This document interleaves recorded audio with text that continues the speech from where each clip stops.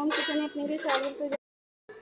তো বন্ধুরা লঙ্কা পাউডার দিয়ে দিয়েছি, দিয়ে দেবো হলুদ গুঁড়ো, এবার এটাকে মাখাই দেবো বন্ধুরা।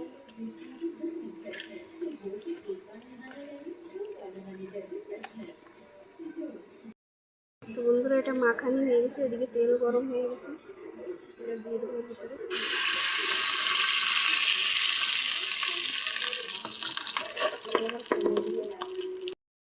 বন্ধুরা ভাবছেন কেমনি করে বড়া দিচ্ছি, এদিকে কোনো কিছু মিলাইনি বেসন, এটা পাল্টাই তারপরে কাটে দেবো, তাহলে আচ্ছা বাড়িয়ে বড়া বানিয়ে দেবো, দারুণ লাগবে খেতে।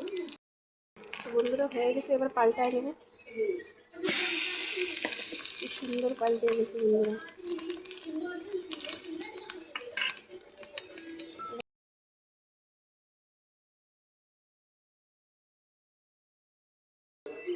বন্ধুরা এটা হয়ে গেছে, এতে আপনার বেসন লাগবে না, কিছু লাগবে না, এরকমভাবে বড়া সুন্দর হয়ে যাবে। ছোটো ছোটো পিস করে নিয়ে নেব।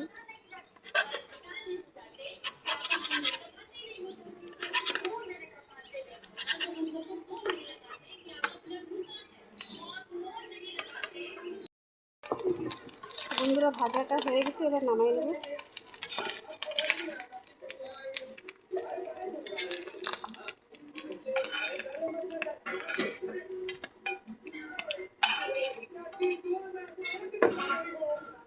তেল করে একটু তেল দিয়ে দেবো বন্ধুরা, এবার এইগুলো দিয়ে দেবো।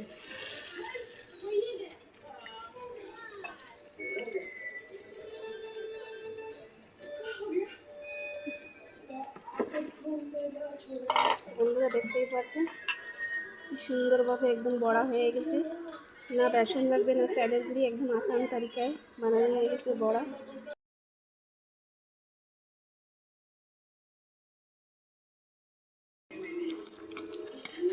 বন্ধুরা এটা কাটে নেবো আমি।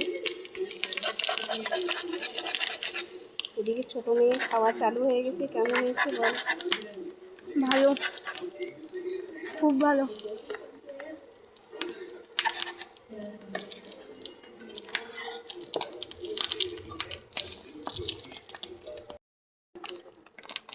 বন্ধুরা 5-10 মিনিট এটা কাটার পরে ভেজে নিতে হবে, তাহলে সাইডেরটা লাল হয়ে যাবে।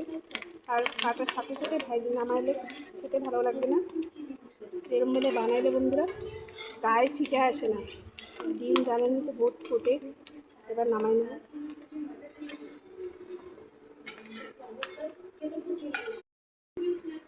তো বন্ধুরা দেখতেই পাচ্ছেন চারপাশ দিয়ে খুব সুন্দর ভাজা হয়ে গেছে।